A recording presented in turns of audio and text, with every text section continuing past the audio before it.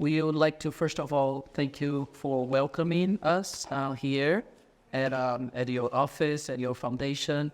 We know how valuable it is to Mongolians, your support to provision of education and all the pursuit of democratic values. So we're very fortunate to have this chance. We have here with us, as you know, our His Excellency Ambassador of Mexico to South Korea, but also to Mongolia. And we have here with us representing Chadwick International, Mr. Denny Opus here. And we'd like to ask a few questions if it's okay. And we could go ahead, and we prepared a few questions that are, and of course, it's a conversation, so we want to make it as informal as possible. There's nothing scripted with anything. But go ahead. Okay, so the first question we have is, can you provide insights into the historical and cultural ties between Mongolia and India? Mongolia and India. Good. Yes, and as Carlos, also, I'm not a career diplomat. I'm journalist by profession, but I was working with international organizations for journalism training, International Journalism Federation, and also with the NGOs from the US. So we were engaged in journalism training, but also political parties training. So, and after I finished my work with international NGOs, I joined Foreign Ministry and worked in India. Was assigned to India as a counselor first, and then ambassador. So I spent 7 years in India. Wow. 7 years, yeah. Mm-hmm.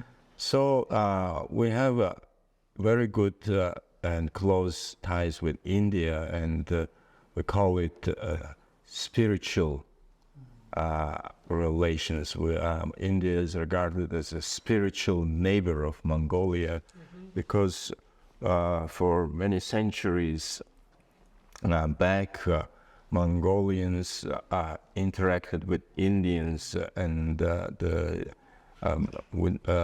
through the means of Buddhism. The Nalanda University, around this time, Mongolians were studying there, and so it continued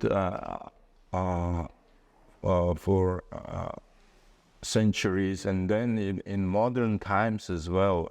Mongolia opened embassy in India 65 years ago. 65 years ago, and even though India was regarded as a capitalist country, market economy, but because of our close relations, historic relations, we maintained good relations with India since then, and many visits, and including very recent visit was 2015, when I was ambassador of Narendra Modi, Prime Minister of India, to Mongolia. It was first visit of Indian Prime Minister to Mongolia, and was a very successful visit. We signed more than a dozen of agreements, different agreements, and India provided a soft loan to Mongolia in the amount of $1 billion. And this was first time in the history of Mongolia that foreign country provided such a large assistance. And it's still 1 billion. 1 billion. 1 billion, and jointly Mongolia and India agreed to build oil refinery in Mongolia, first oil refinery in Mongolia. Mongolia has a quite substantial reserves of oil in the Gobi area, in the western southwest of Mongolia, and it will be processed, and Mongolia will have its first gasoline produced domestically. So until now we're importing from Russia, large part, and some from China. But we will be self-sufficient, and it's important for Mongolia and for our development. And so, generally speaking, Mongolia is maintaining good relations with many countries in the world, and with Mongolia is striving to be independent and maintain good relations with our two big neighbors as well. And our foreign policy adopted the concept of the third neighbor, because historically and geographically we have only we're destined to have two neighbors, but we need third neighbor. And third neighbor policy encompasses good relations with the developed countries like United States of America, European countries, big European countries, and also the like Korea and Japan.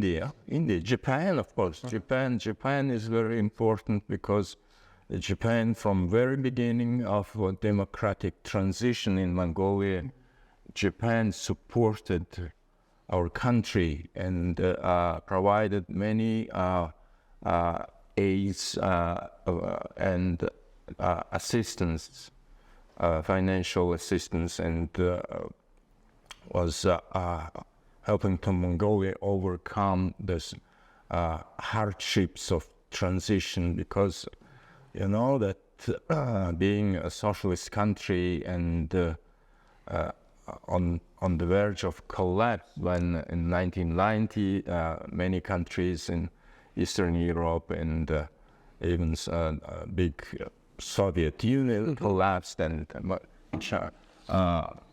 Japan supported Mongolia. Also South Korea also provided great support and continue. And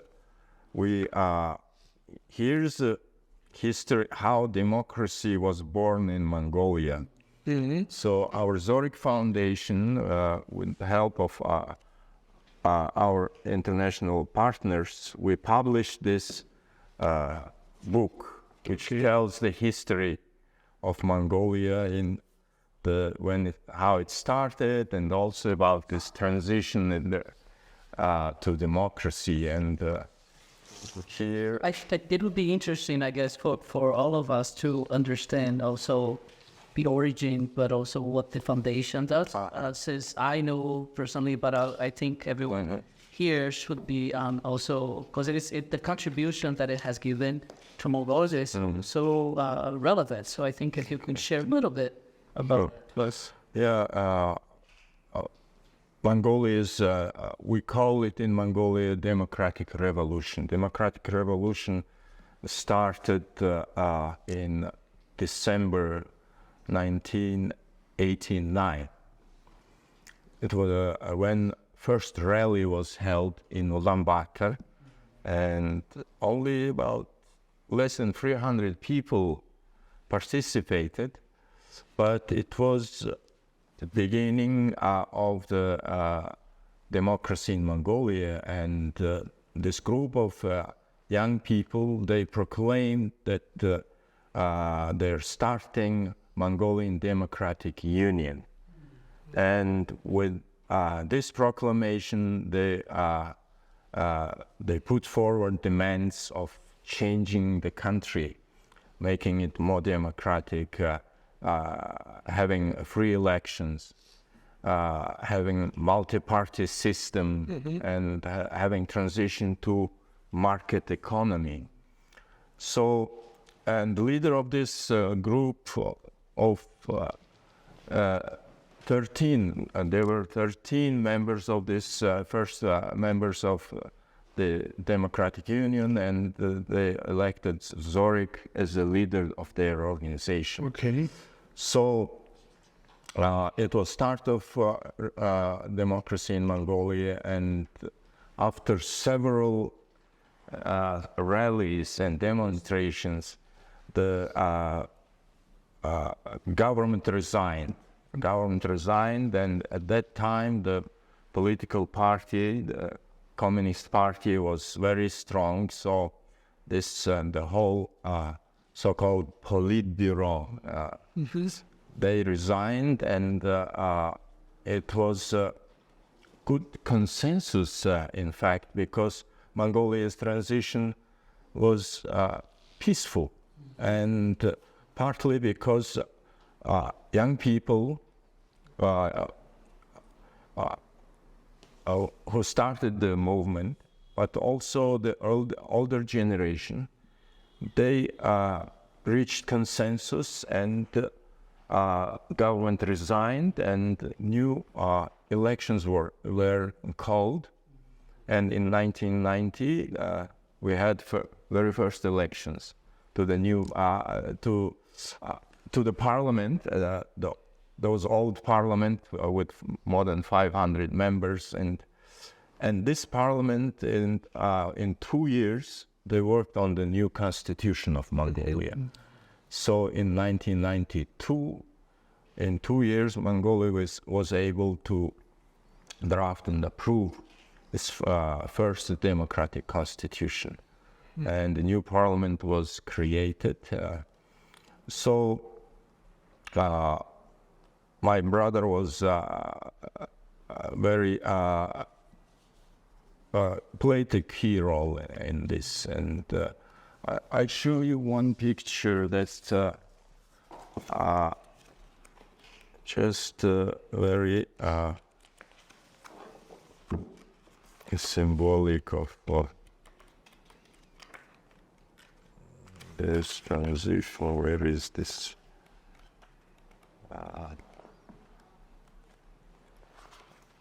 So this is the very first rally, and there should be picture of two leaders, old leader and the new leader, and so there. Here. So this was chairman of Mongolian People's Revolutionary Party. He was leader of Mongolia, and this is so. These two people, as I said, they were able to reach consensus, and so older generation give way to the new generation, and jointly they started New Mongolia, and with the new constitution. And now, and our brother had a very promising future, but unfortunately, and he was elected. So in 1990, he was elected in parliament. 1990, 1992, and in 96 as well, and in 98 he was assassinated. And in it was 98, yes. It was a tragic moment for Mongolia, and but after his assassination, his friends, colleagues, and family, we decided to start a foundation Okay. to support Mongolia's democracy, but also to support the younger generation. So now, for 25 years, we now are carrying on the foundation and our brother's legacy. So you can see that in 25 years we did a lot of work, and we carry on Zorik's legacy of action, progress, and hope, because his famous quote is, "I believe in wisdom of Mongolian people." So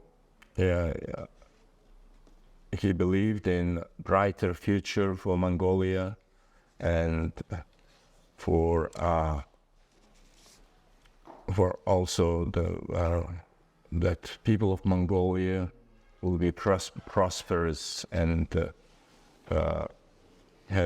living in advanced society with respect of human rights and liberties and democracy. So, Well, what, in your vision, the way you see the greatest challenge right now for the continuation of this democratic advancement development of Mongolia, what is something that you see as one of the greatest threats or challenges for Mongolia? I wouldn't say threats. We have serious threats, but challenges, of course, we have lots of them, and of course, to continue to adhere to democratic principles and values and like human rights and liberties, including freedom of speech, freedom of the press. As a journalist myself, I strongly believe that any country should have independent and very strong media to so we can maintain values and so of course good governance with Mongolia is still lacking good governance in terms of having very transparent government and accountable to the people, but facts the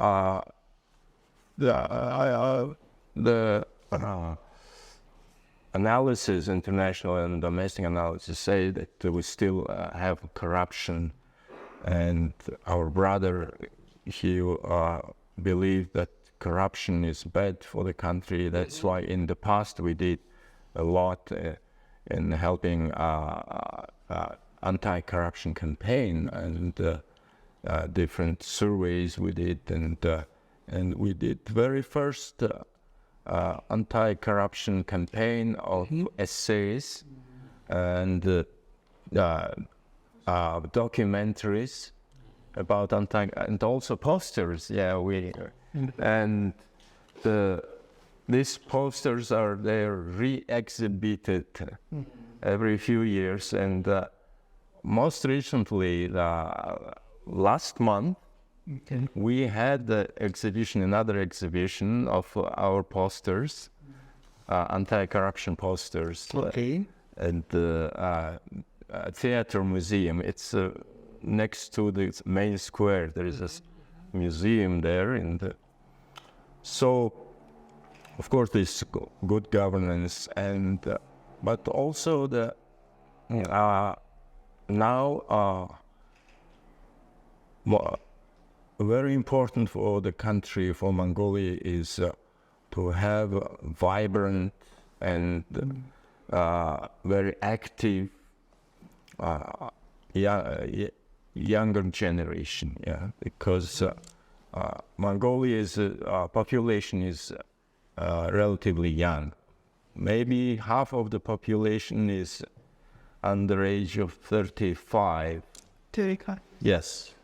So it's a very young country.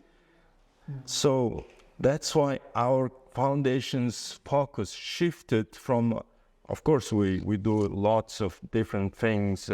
We did in the past and continue to do. We do charity work as well. We do and education of young people, providing them with the skills to become leaders in their fields, but also leaders in future Mongolia. So we have more than 20 programs, young leadership program, women leadership program, environmental program, and also we have a good number of provided scholarships. Okay. Students, yes, 6,000 plus. So participants, almost 3,000 scholarships, and important is we provide them to the students who have difficulties financially, because with the background, low income background, so they cannot support their education. So we provide them with the scholarship, and so they can successfully finish their universities and higher education. And but also in general, we provide all different skills, political education, telling them about the political system and elections and governance issues, and but also to how to support their local communities. So that usually most programs have a component where participants, they work in teams and they start some small projects, and our program provide them with small funding, but they trying to make change in their local communities, like helping local schools or helping local small businesses, etc., or some municipal issues, like for instance, there was one pedestrian crossing in downtown Ulaanbaatar, school number 5, which was very dangerous because there was no traffic light there.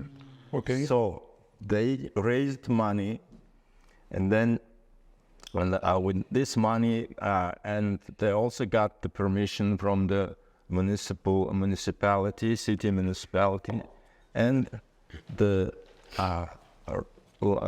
lights were road lights were installed there. So since then, it is safe now for all the school children cross this crossing the safety. Yes.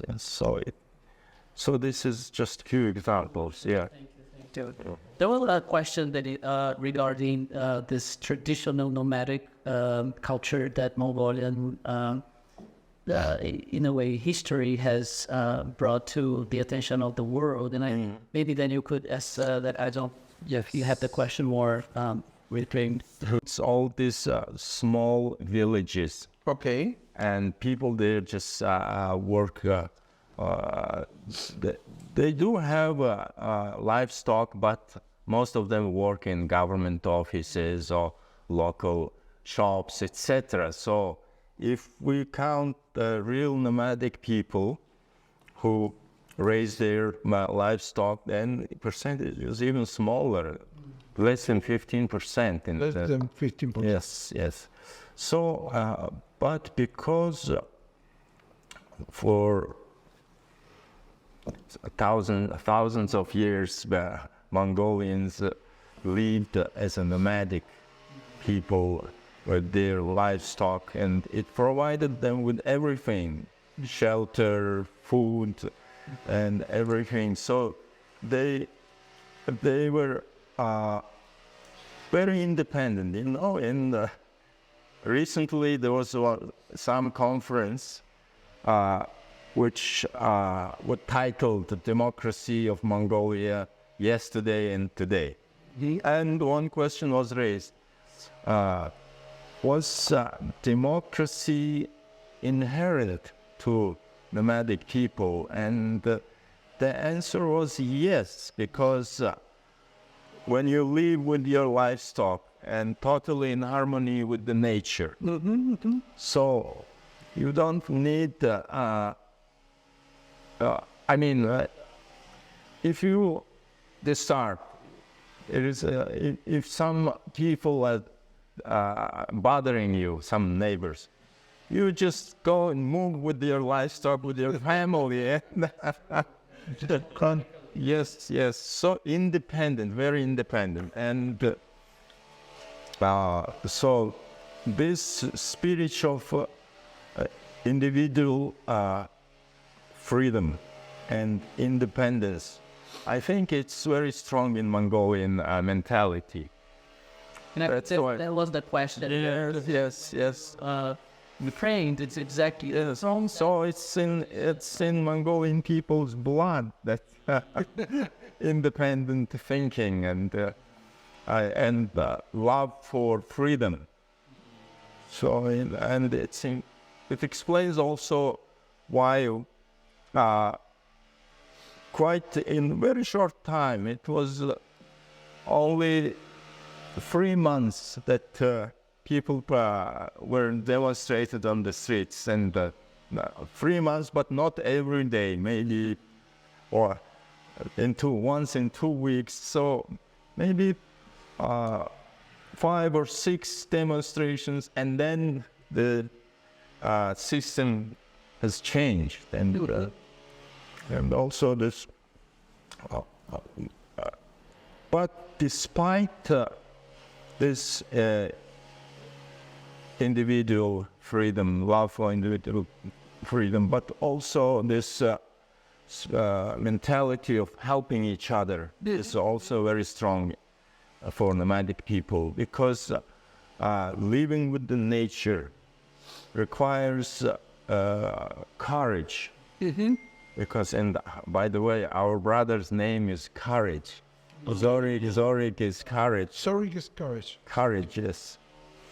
So, courage, but if you face with the natural disasters, like very cold winter in Mongolia, as you know, Mongolia is the coldest country, coldest capital in the world, Ulaanbaatar.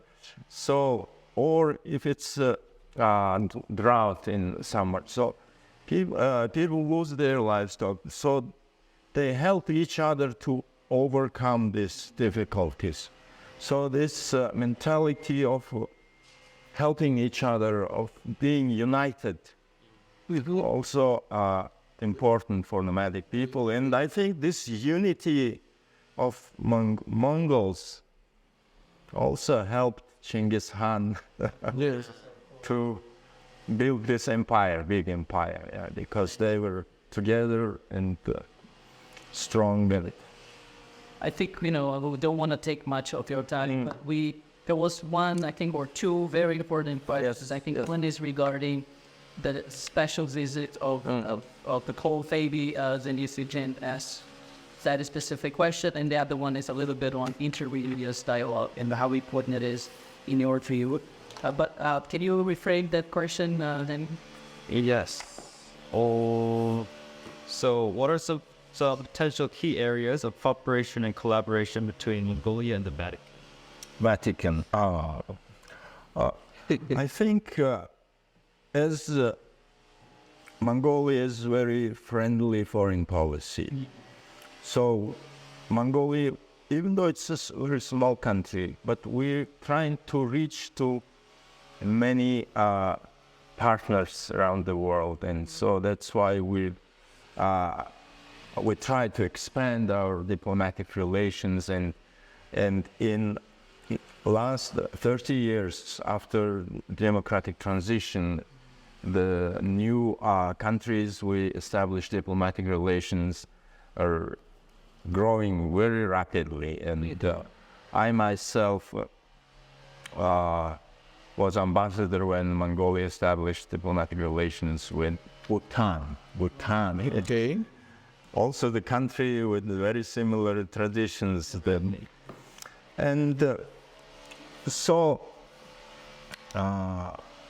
But also historically, and now I think we've read a lot of historic evidences when popes send their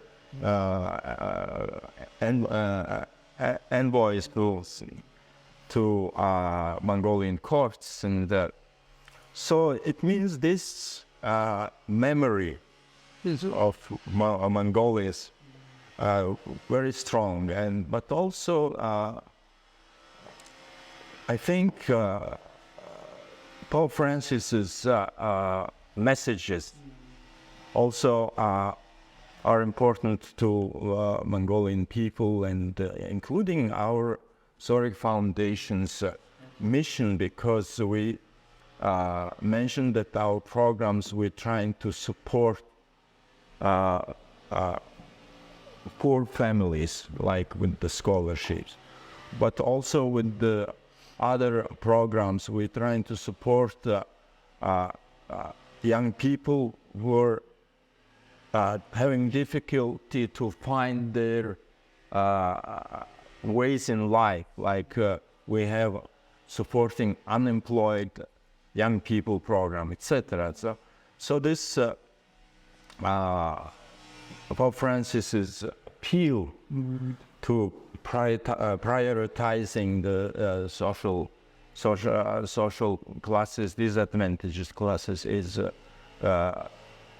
very close to Zurich Foundation, but also to the mentality of Mongolians, because this our government policies also have a strong component of providing support to marginalized groups and different groups like low income and poor people, but also we're supporting people with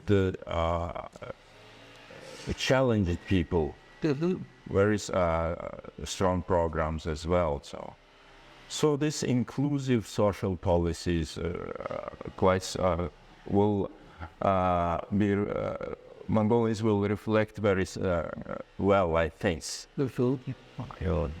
And I think just to conclude, in terms of some of the questions that we have, maybe I'm going to say the last one that deals with inter-religious dialogue and the venue. As you see this dialogue, but if you... Yes, so as Dr. Diaz has mentioned, could you elaborate on the value of interreligious dialogue to Mongolia? Yes. And I think Mongolia has also very strong tradition of religious tolerance, and it dates back to times of Genghis Khan and Kublai Khan, and when under Kublai Khan in Karakorum, there were many religions represented, and so this legacy, I think, continues today, because one of first things in our new constitution, it was proclaimed that faith and religious beliefs should flourish in Mongolia, all religions, and we don't see in Mongolia until now. I mean, I can tell about this. Of course, under socialist system, there was different. Atheism was propagated, but now, last 30 years since our transition, there were no single instances. I never heard about any individual harassed or attacked or repressed because of the beliefs, religious beliefs. So it shows a very strong loyalty to all the religions, and so I think it's also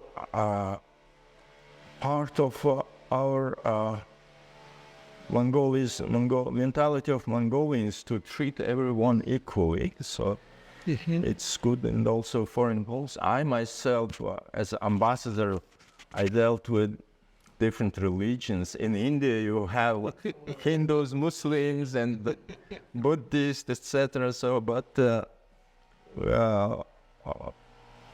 we had very good understanding with all the religions. Thank you very much. I don't know. And this dog, Christians in India can as well. Yes, as well. Yeah. So.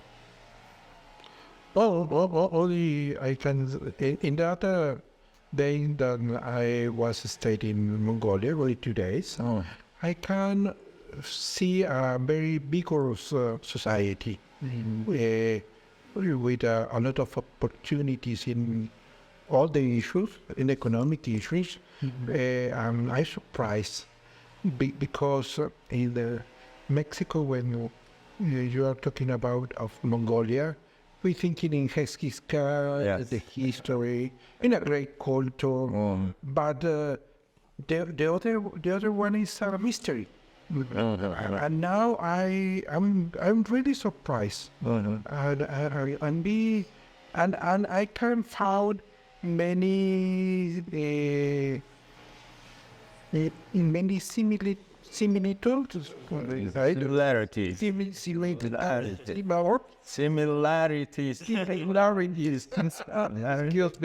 No problem. Because the people in Mongolia, they are very friendly. I can see the fraternity is a strong value in Mongolia, like in Mexico. Yes. I wanted to tell Mexican people are very For that reason, often. in that days that I was staying in Mongolia, I feel like in my house. Good. For me, that reunion, that meeting is very important because I can learn more and I can understand more about of Mongolia. Thank you. Yes, thank you. And also, I was quite impressed by Pope Francis's. He said about Mongolian people that they're noble and wise people. Yes, so it's a big compliment to people of Mongolia. But also, you're right, for Mongolia, because we're a small country, many people around the world know about the history of Mongolia, but not about the modern Mongolia.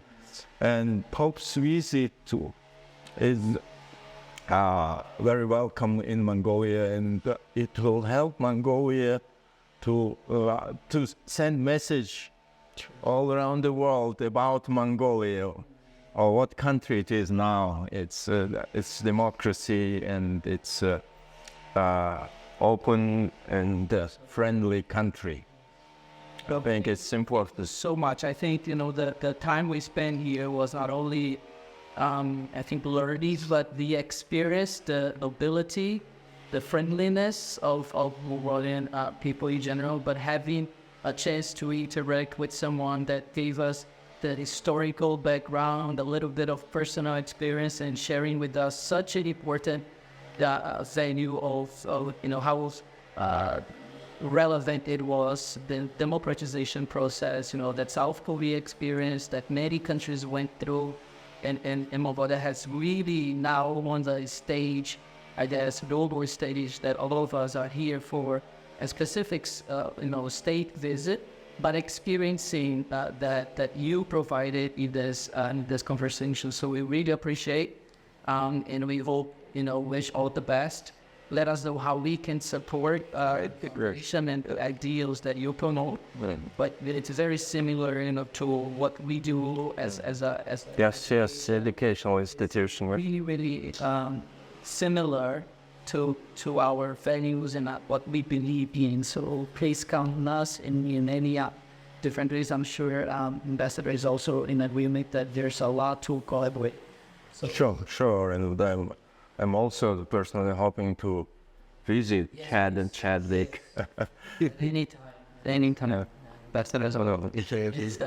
We always welcome. We have many things to do. Yes. Keeps us busy. Yes.